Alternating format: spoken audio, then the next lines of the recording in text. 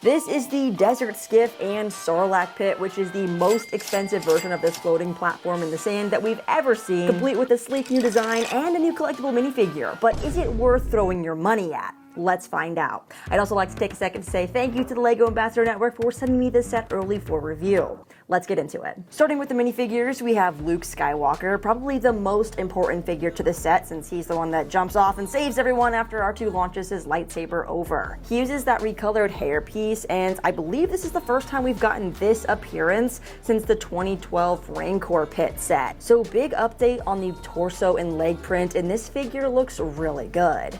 Next up is slightly blind Han Solo. I can't see. With this awesome face print. His shirt has also been updated from the 2017 minifigure with less wrinkles on the front and more wrinkles on the back print. He also has two face prints, but he still can't see very well. Chewie here is really nothing special at this point. LEGO hasn't changed the figure for over 10 years, and I don't think they're going to. Lando is a very cool inclusion to this set. Previously, I believe only in the 2013 sail barge. He has a completely updated torso and leg print, along with two face prints underneath that really cool helmet disguise. Overall, this figure really sells this set for me because he looks amazing. Now, our last original trilogy character here is Boba Fett, and this is where I'm kind of the most disappointed with the minifigures because they took the same Boba Fett straight out of this $15 mech set and had the audacity to not include a shoulder cloth pauldron. That would have just made him a little bit more special to be in an $80 set.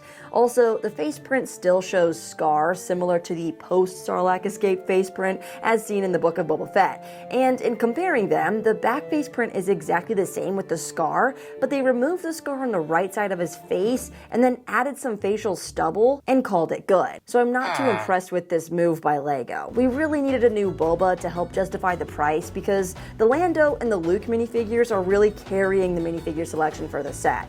Now, LEGO could have also included a Skiff guard like in the 2017 set, but I can see how that would have made it very crowded, and I do indeed prefer Lando over a Skiff guard. But now let's take a look at this secret weapon. 9-Nub, the Celestine that flew with Lando and blew up the Death Star too, has never before been made in LEGO until now, and he has an absolutely beautiful molded head, and contrary to what I expected, it actually looks very different than the Skywalker Saga appearance in the video game, which now has me wishing that he did have dual molded legs. This is going to go perfectly with the rest of your 25th anniversary minifigure collection, which will also include Cal Kestis and young Leia. Now, let's take a look at the set. The Skiff is sleek, perhaps a little bit too sleek. You can pop out the platform here and you can see how it slides out just by the force of gravity on the underside. There's also no studs on the planks or the minifigures to stand on, and that's kind of annoying.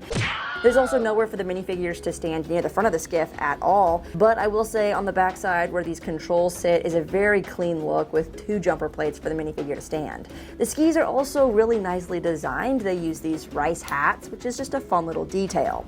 The worst part though is getting this flex tubing to clip on, especially the front flex tubing because it's such a sharp angle. Now I asked some of you guys and I tried indeed heating it up with some hot water, but I think the best thing to do is fold this into position, hold it down with other LEGO bricks on a base plate, and then clip it into these skiffs so that you don't end up fidgeting with it for hours like I did. The entire Skiff is propped up on these clear pieces, which actually makes the whole Skiff a lot taller than the 2017 version.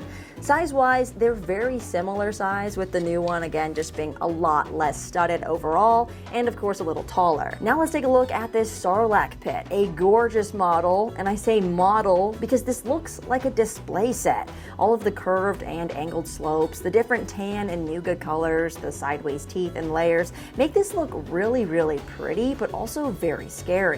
And not like a very fun place to fall into if you're a minifigure. They've recolored the beak, which fits one minifigure perfectly, but this whole section is sort of separate from the build and just goes right here in the middle like this. The tentacles are really cool, and there's a play feature to move them. However, I think it's kind of clunky.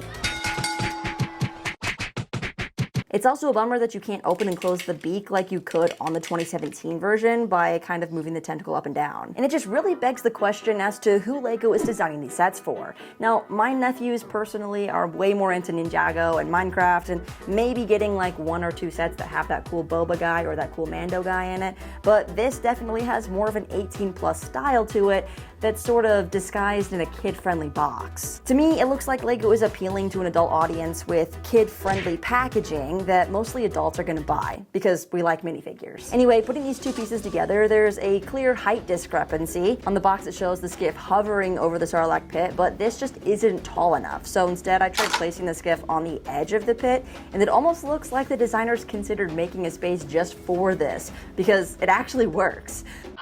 You could also use some more clear pieces to get Boba in the air too, and I think this would be a really great way to display the set. Overall, I'm kind of disappointed with the price point. Actually, I'm very disappointed with the price point. It feels like the new 9-nub minifigure is adding about $30 to the set, because at 558 pieces, I mean, it is a robust and impressive set and a huge improvement, but I just don't totally feel the value. I really like the Lando and Luke minifigures, but we needed that pauldron for Boba Fett. Also, the Sarlacc is gorgeous. It's a really cool model, but the movement is clunky. With the Skiff placed on the edge of the sandy build, it does solve the height issue, but I'm still not feeling this for $80, and I'm curious to know how much people will resell 9-nub for if that's all you're looking to buy. Anyways, I've got lots more LEGO Star Wars reviews coming soon, so stay tuned. Let me know if you're planning on picking this one up. Don't forget to hit the like button, and in the meantime, happy building.